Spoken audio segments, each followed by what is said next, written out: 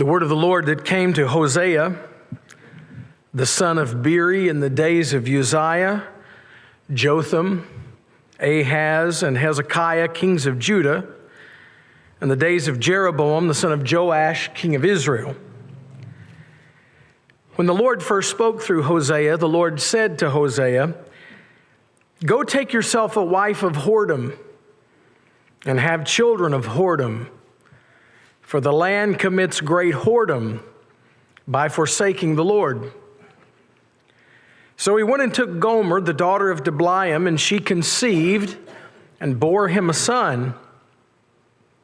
And the Lord said to him, "Call his name Jezreel, for in just a little while I will punish the house of Jehu for the blood of Jezreel, and I will put an end to the kingdom of the house of Israel. And on that day I will break the bow of Israel in the valley of Jezreel." She conceived again and bore a daughter. And the Lord said to him, "Call her name No Mercy, for I will no more have mercy on the house of Israel to forgive them at all. But I will have mercy on the house of Judah, and I will save them by the Lord their God. I will not save them by bow or by sword or by war or by horses or by horsemen." When she had weaned No Mercy, she conceived and bore a son. And the Lord said, "Call his name Not My People, for you are not my people, and I am not your God." This is the word of the Lord. On Sunday nights, Nathan has been leading you all through the gospel in every story. What a great idea for a sermon series. And recently, you've been hearing the gospel in every story in the Old Testament prophets. And I love the prophets. I think it was Jack Lewis that instilled within me a great love for the prophets. I'm drawn to their writings. And their writings are so overlooked in our churches. Sometimes their words are hard, and maybe that's why. Maybe that's why we overlook them or avoid them. They are unflinching and unrelenting in calling God's people back to covenant with Him, back to obedience, back to relationship. And I hope as Nathan has taken you through this study, you've seen just how timeless their messages really are. They confront our idolatries and our social injustices and our empty religious rituals. They call out our faithless marriages and our misplaced priorities and our worthless sacrifices. They comfort us when they see visions of dry bones coming to life. But they also caution us as they prepare us for the coming day of the Lord. But there's one message that I think stands out above them all. And it leads the little scroll that we call the Book of the 12, the minor prophets. It's found in the book of Hosea, and I want to present it to you tonight with this question. How does God feel? How does God feel? The prophet who forces us to face this question is Hosea. Hosea prophesied in the 8th century before Christ in the northern kingdom of Israel. He preached during the days of Jeroboam II. And here's the thing with Jeroboam. Even though he was a wicked king, he reigned over a period of peace and prosperity. Israel experienced something of a renaissance during the days of Jeroboam's rule. But after his death, things got ugly quickly. Jeroboam reigned for 40 years. He extended the borders of the kingdom of Israel. They were at the height of their power. But after his death, there were 6 kings in 30 years. And at the end of 30 years, Israel was gone. It doesn't matter how big and bad and powerful you think you are. When God gets ready to bring you down, He's going to do it. Jeroboam was a first-class idolater, just like all the other kings of Israel. He and his people turned to other gods for provision and other governments for protection. As a side note, Hosea talks more about the godlessness and stupidity of politics than any other prophet. And I can hear you objecting right now. You're going to take Nathan aside after this is over. I wish he'd just preach the Bible and quit messing with politics. That's what dumb people say. You can't study the Bible and say, well, I wish you'd divorce that from politics. I wish you'd study the Bible. Anyway,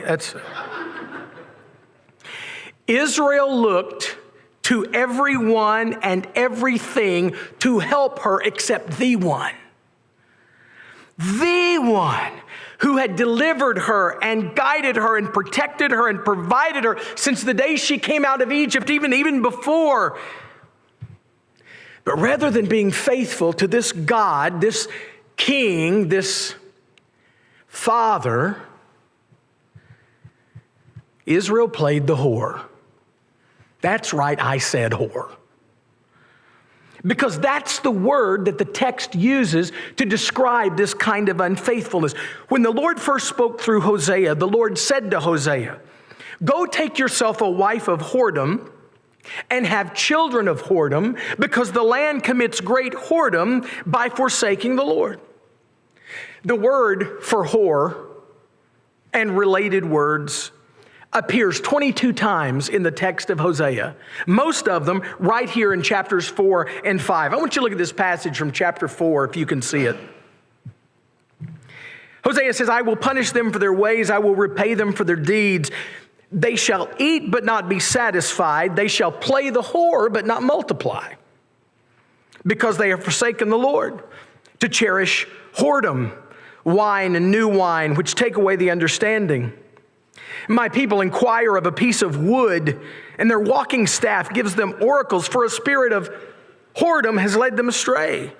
They've left their God to play the whore. They sacrifice on the tops of the mountains and burn offerings on the hills under oak, poplar, and terebinth, because their shade is good.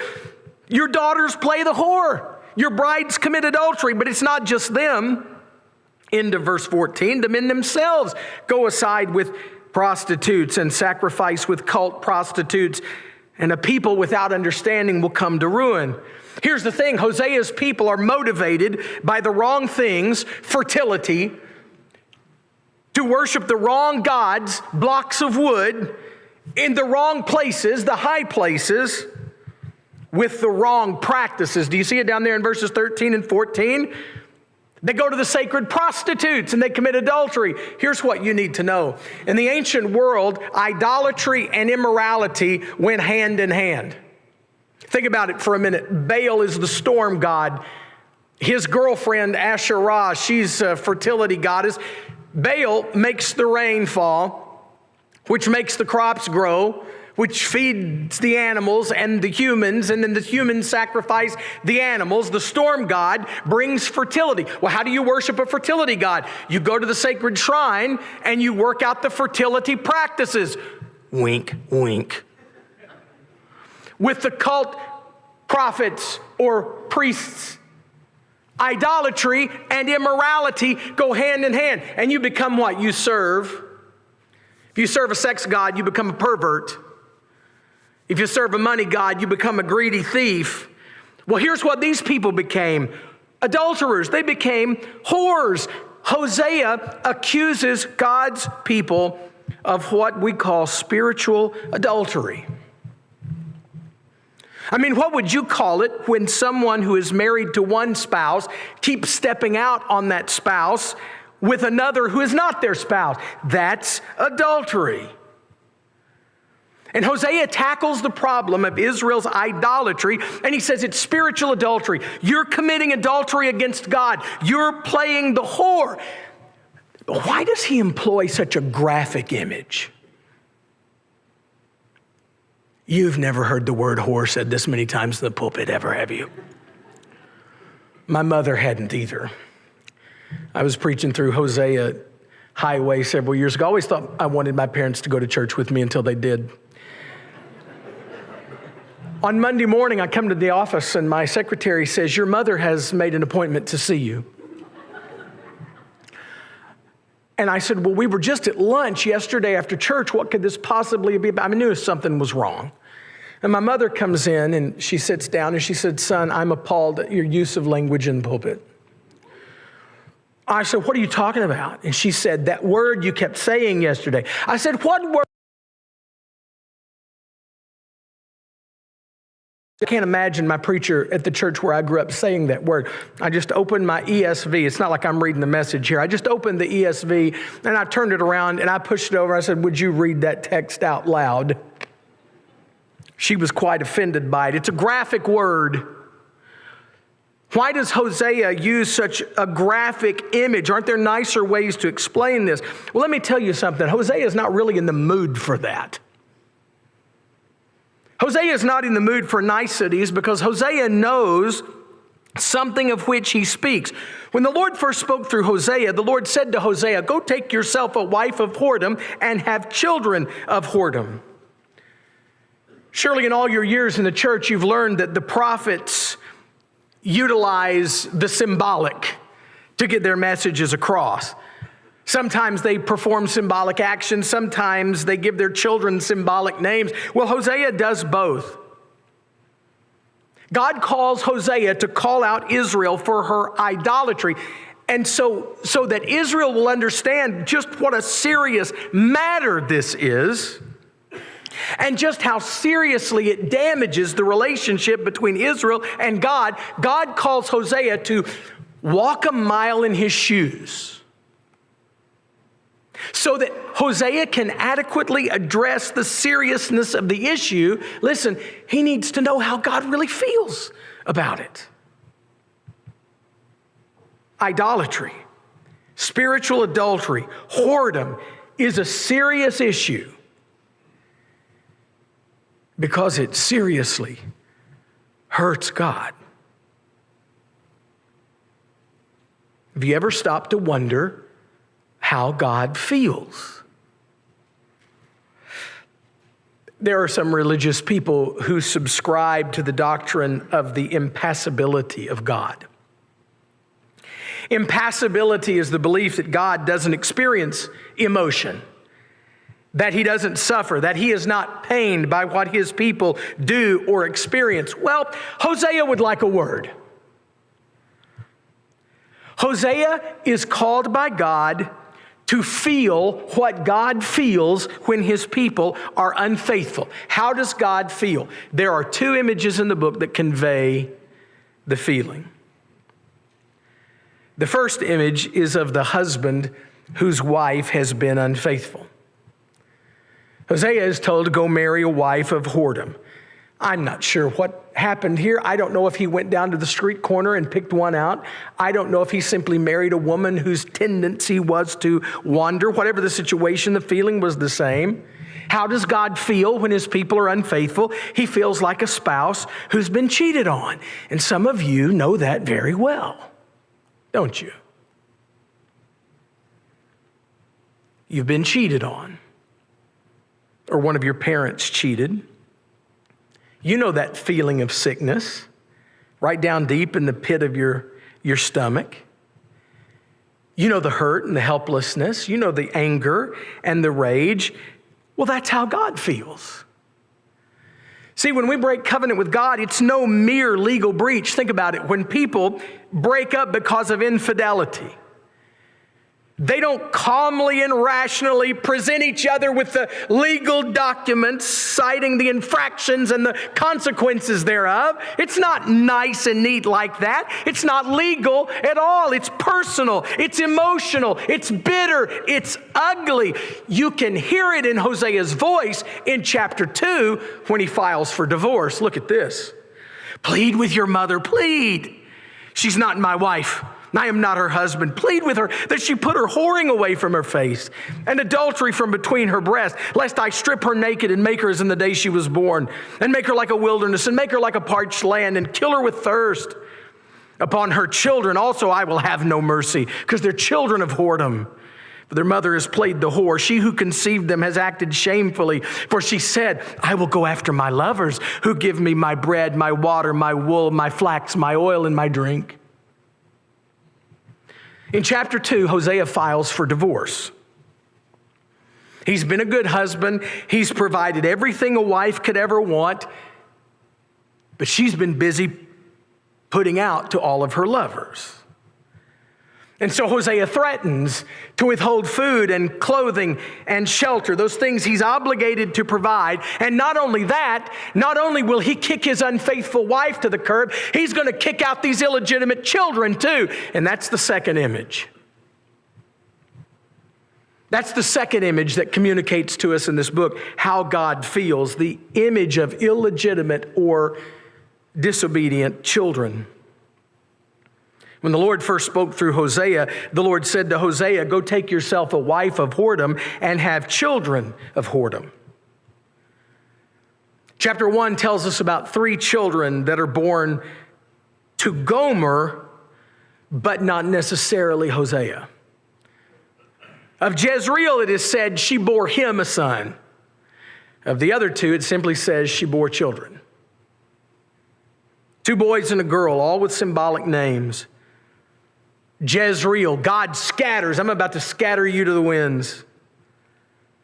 Lo ruchama, no mercy. Lo ami, not my people. I mean, the cheated on spouse is bad enough, but try to imagine this if you can. Rachel and I got married in August of 1998, and like every other college couple, we had a 5-year plan. Well, we got pregnant 6 months to the day after we got married. And so we were going to have to leave Searcy, and I was going to have to get a real job. And so we moved to Osceola, Arkansas.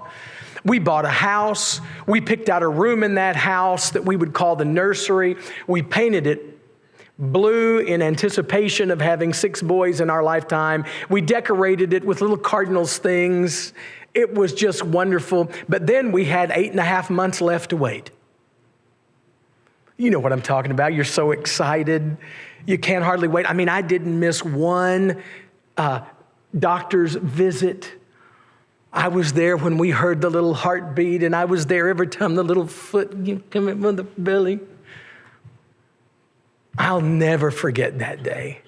October 14th, 1999, we were going to induce, and she laid in that bed for hours and nothing happened. And finally at 5 o'clock on October 15th, she went into labor, and by 7:51, Isaac was born.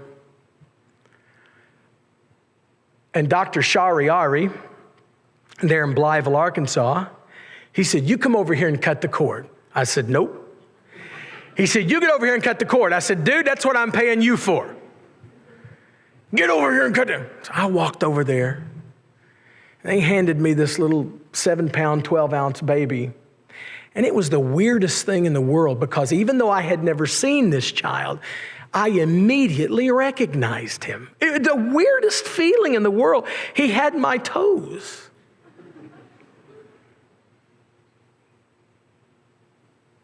Now I want you to imagine all of that I've just described. And Dr. Shariari says, come over here and cut the cord. And you take one look at that baby and it's obvious. Not my people. That's how God feels.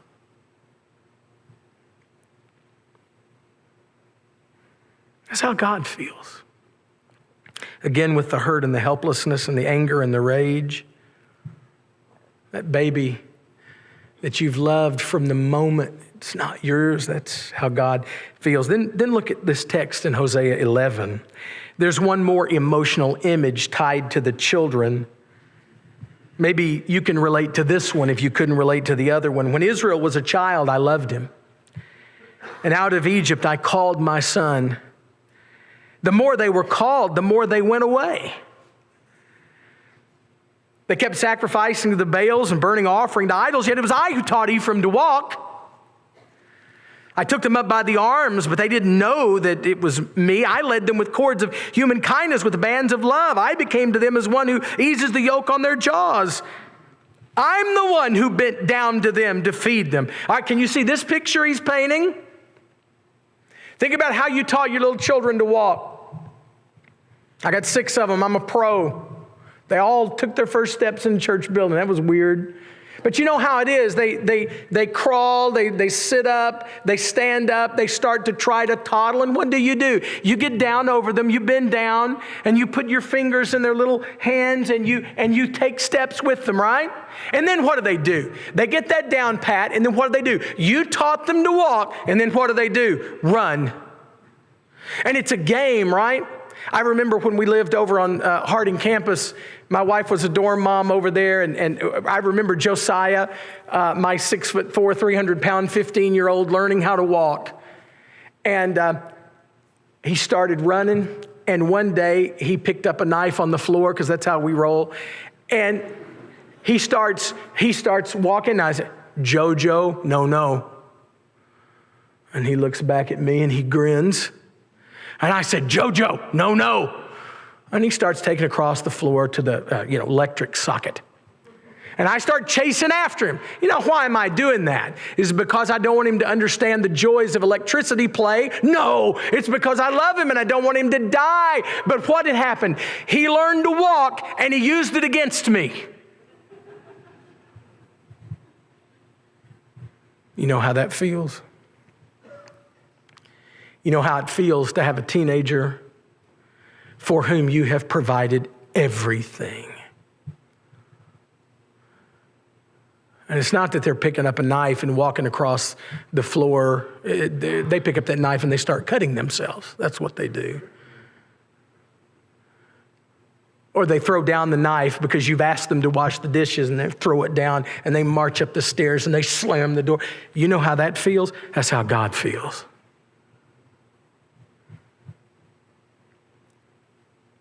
I told my Old Testament survey class this last semester, I said, I've learned so much about God from being a father myself. And I told them, I said, if you had any idea how what you do makes your parents feel, you wouldn't treat them like that. That's how God feels. How does God feel when his bride is unfaithful?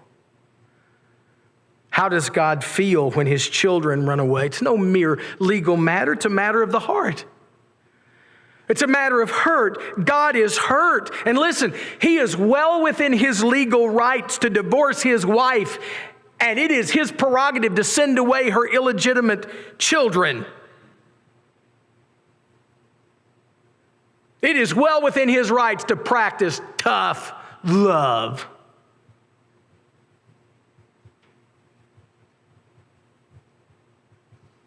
But man, tough love is not easy to practice. Right?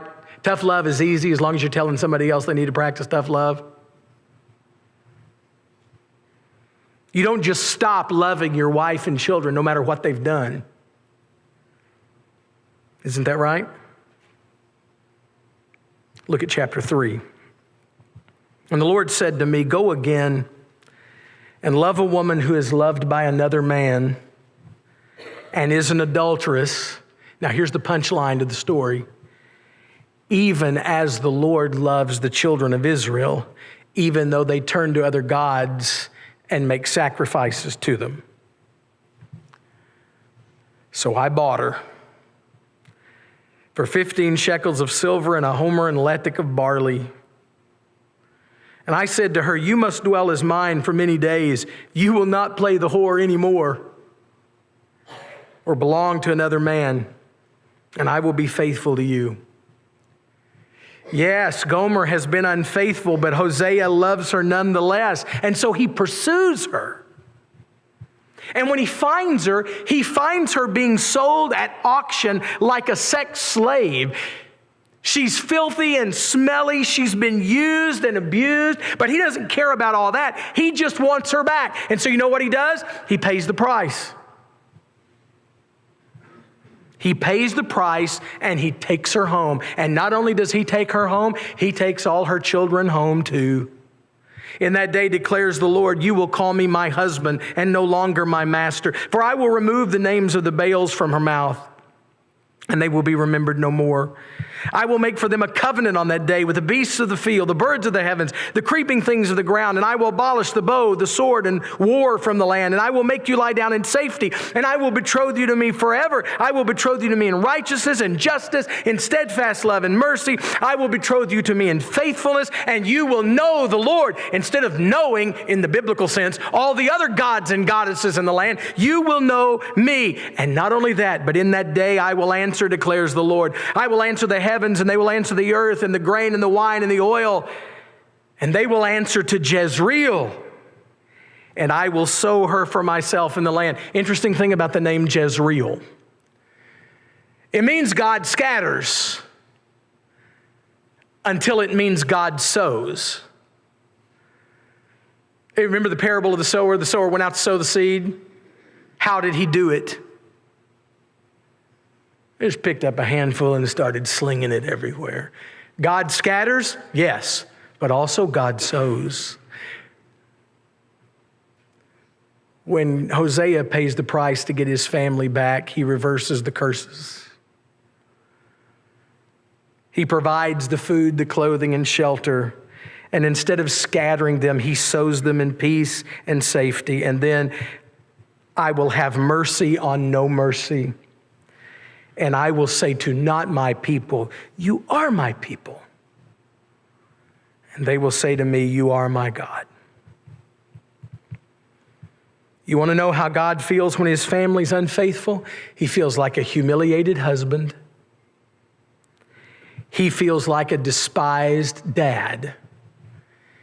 In the words of the great philosopher Tracy Lawrence, he's been cheated on and pushed around and left alone. Lord knows what we've put him through. I figured if Nathan can do it, I can too. Hosea knows what that feels like, and some of you do too. You know what it's like to love so much it hurts. And that's how God feels. He loves so much, it hurts. He loves us so much, and he's only ever wanted the best for us. And he's provided everything that we could ever possibly need, and yet we've cheated on him time and time again. We've left him standing on the front porch, holding the screen door, watching us drive away, begging us to stay. But here's the good news. He never stops doing that. He never stops loving us. He never stops looking for us. He doesn't care where we've gone or what we've done. He just wants us to come back home. There's another great philosopher who said, daddies don't just love their children every now and then. It's a love without end. Amen. He just wants us to come home, and whatever debt we've racked up, he's paid the price. How does God feel? God loved the world so much that he paid the price, that whoever believes in him should not perish but have eternal life. How does God feel? Well, while we were still weak, at the right time, Christ died for the ungodly. One will scarcely die for a righteous person, though perhaps for a good person one would dare even die. But God shows his love for us in this. While we were still sinners, Christ died for us. That's how God feels. That's how any parent would feel. Any parent would gladly die so that her child could live. And that's exactly what God has done for us in Christ Jesus.